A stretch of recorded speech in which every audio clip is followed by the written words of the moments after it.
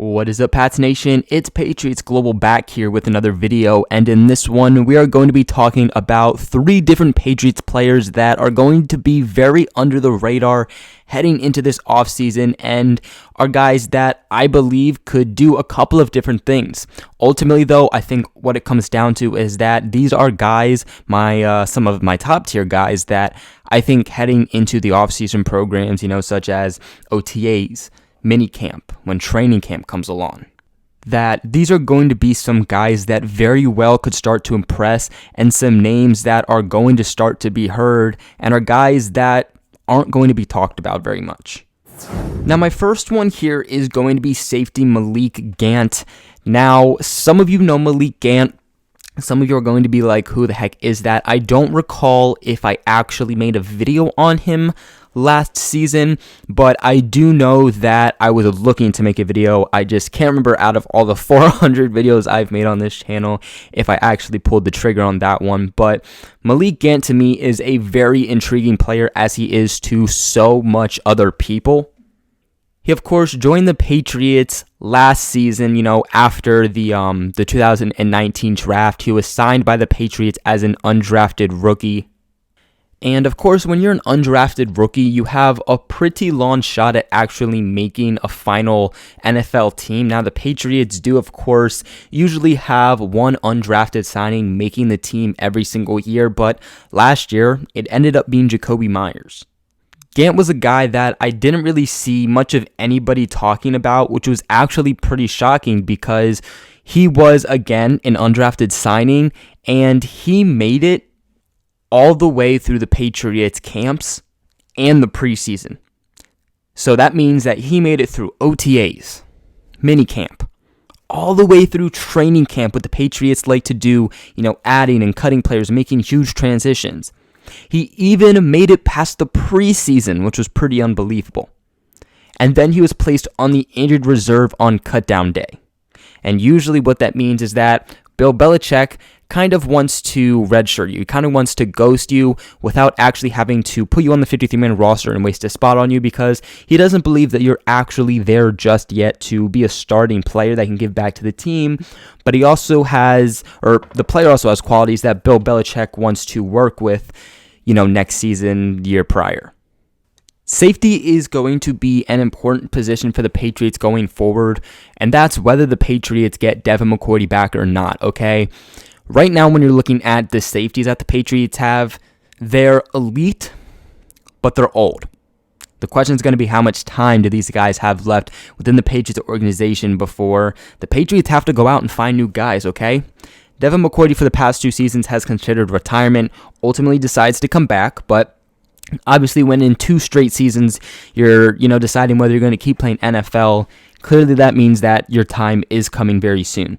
Patrick Chung has been a guy who, especially last season, did not play like himself after breaking his arm in half in Super Bowl 53. But he's a guy that's getting older. He's not looking like himself anymore. The Patriots are going to have to pick up a safety soon, which is why Malikgant has a very good chance right now to prove himself. I guarantee you that Bill Belichick knows about the safety position going forward. He's going to look to start addressing the need. Now, it is not going to be at the top of the list like some other positions. I'm not saying that they're going to go out and draft a safety within the first round, but Bill Belichick always likes to keep it safe, and he always likes to look towards the future. So again, if Malikgant is able to make his name heard on the field, be a good locker room guy, and show his mental reps presence, then again, he could be a guy that stays in the Patriot system for a good amount of time. And being placed on the injured reserve for the season, but still being with the Patriots, gave him an entire season to just sit back, learn the playbook, and have mental reps in the Patriots system. Being able to see what it's like on the field from an outside perspective, which is something that a lot of other guys just haven't gone with the Patriots. Let's just again remember that he went up against McCourty, Patrick Chung, Daron Harmon, and Terrence Brooks for those reps last season, and he still got that far to make it past the Patriots cutdowns, past the preseason, and all of the Patriots offseason camps. Now, next up on my list is, of course, going to be another pretty no-name guy, unless you really dove into the Patriots offseason very, very late, and really right before the regular season started. That's going to be rookie cornerback Dangelo Ross. Which, funny enough, Dangelo Ross was actually another undrafted signing by the Patriots after they finished their 2019 draft. And really the best way I can sum up Dangelo Ross's time with the Patriots, for those of you who don't know him or know really what happened with him ever since being an undrafted signing by the Patriots, this is probably the best way I can describe it, is that, some undrafted signing comes in by the Patriots, gets some crazy number. His number was actually 70, which is, of course, very weird for a cornerback. He ends up forcing, a roster check and people looking into him. He starts making plays and people are like, undrafted signing Dangelo Ross, wearing number 7, who's that? And then, long story short, just throughout the season keeps making plays. At the beginning when he was first making plays, a lot of people weren't looking too into it. At that point, it was kind of just jokes, undrafted signing, the guy who's 190 pounds and sits at 5'9", making the Patriots final roster with the cornerback position that's as stacked as the New England Patriots. Like, yeah, okay. But he continues to do it all season. He shows that his height and his size somehow didn't play a big factor. And clearly, Bill Belichick must have seen the same thing, because he ended up placing him on the injured reserves about a couple weeks into training camp. Now, this necessarily isn't the same thing that it was with Malikgant. Now, I do believe that Bill Belichick did want to keep him. I believe that if Dangelo Ross was cut, that another team definitely would have looked into him. It wouldn't surprise me if a team like the Lions or especially the Dolphins had looked to go ahead and pick him up. But Dangelo Ross actually did suffer an ankle injury and was the big reason that he was placed on injured reserve. Now, in 9 practices with the Patriots, he had an interception and 6 pass breakups.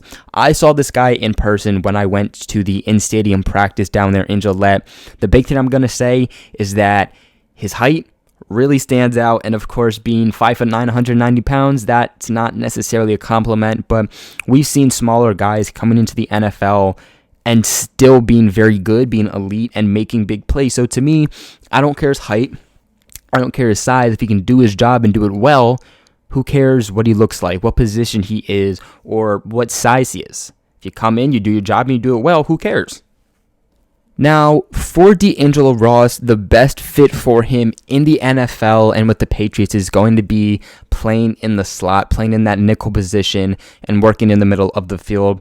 As a senior in New Mexico back in 2018, he allowed just 14 catches on 28 targets for 169 yards with 0 touchdowns, which included also an interception. He also led up 34 catches on 67 targets thrown his way for 486 yards with 3 touchdowns and 1 interception overall as a senior. He also put up some pretty decent numbers at the NFL Combine. He showed that he was pretty athletic, and honestly, to me, I'm surprised that he didn't go in the 7th round. He wasn't a 5th pick. Pushing him for the 6th round would be, again, more of a push. But for the 7th round, I feel like he would have been a very good pick for any team, but he went undrafted. He ran a 4.34 second on the 40-yard dash, so he's going to bring some speed there for the New England Patriots, along with a 39-inch vertical leap and a 10-foot broad jump. Now, of course, the big thing to keep in mind here is that he will have to compete with cornerbacks like Stephon Gilmore, J.C. Jackson, Jonathan Jones, Jason McCourty, Juwan Williams, Justin Bethel. You also have newly signed cornerback Lindsey Pipkins that he's going to also have to go against. But looking at his speed, looking how fast he is, and just looking how good he is in coverage, don't be surprised if the way that Dangelo Ross is going to get on the roster is going to be special teams. Now, what's going to go on from there? That's just going to have to be fate if he's going to be able to convert that to playing actual defense, actually being able to play in the secondary. But I definitely think that the best way for him as an undrafted signing competing in probably the most stacked position on the Patriots team, I think the best way for him is going to have to be competing within special teams. And lastly here is going to be a guy who was actually able to be drafted by the Patriots last season, and that's going to be tackle Yannick Juice. And of course, the big thing here about Yannick Juice is that the Patriots selected him pretty high, okay? They selected him with the 101st pick overall last season. That's the 3rd round. So obviously, a pick in the 3rd round, they're not looking for him to just come in and maybe make the roster. They're looking for him to come in and be an important piece at some point. Now, sadly, when he entered the draft, he was dealing with some issues. He underwent a couple of surgery, which really made him miss the entire rookie season. But again, let's keep in mind that the Patriots knew about this. He was dealing with some knee injuries back in 2015 and 16. I also believe that he was dealing with some hamstring injuries, if I'm not wrong. So he was a guy that really never was able to participate with the New England Patriots. Not OTAs, mini camp, neither regular mini camp or rookie mini camp, not training camp, didn't practice in any preseason games, and then was placed on the Patriots injured reserve early on in the 2019 season. And of course, the Patriots really could have used Yannick Juice last year. Isaiah Wynn was dealing with some big injuries again in 2019. He was placed on the injured reserve. The Patriots had a revolving door replace him, and the Patriots offensive line really had some struggles last season because of that.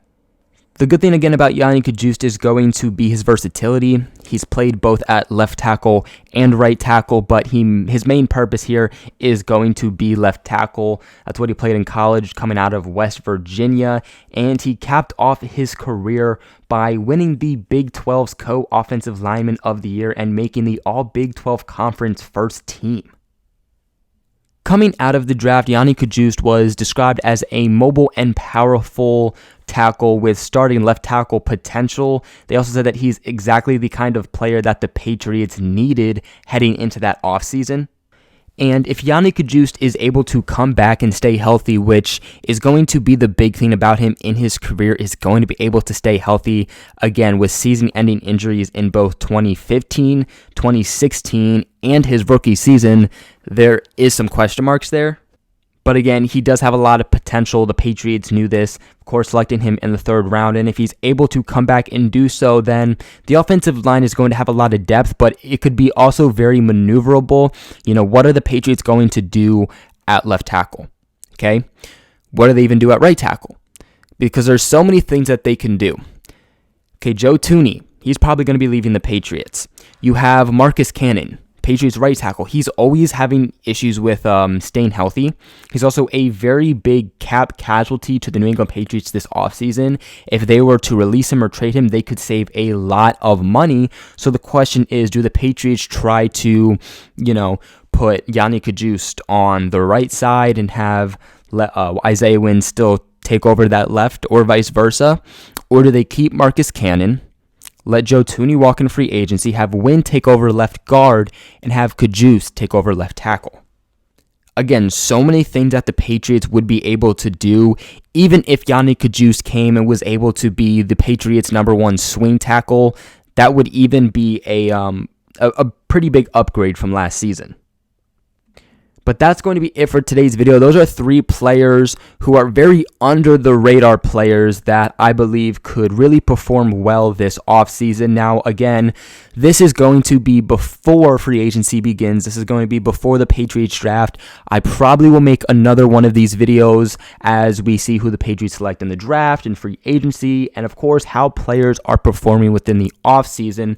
But for now, let me know your thoughts on this video, and also subscribe to the channel for way more Patriots content, and like this video if you guys would like to see more. But other than that, thank you guys for watching this video, and I'll catch you in the next one.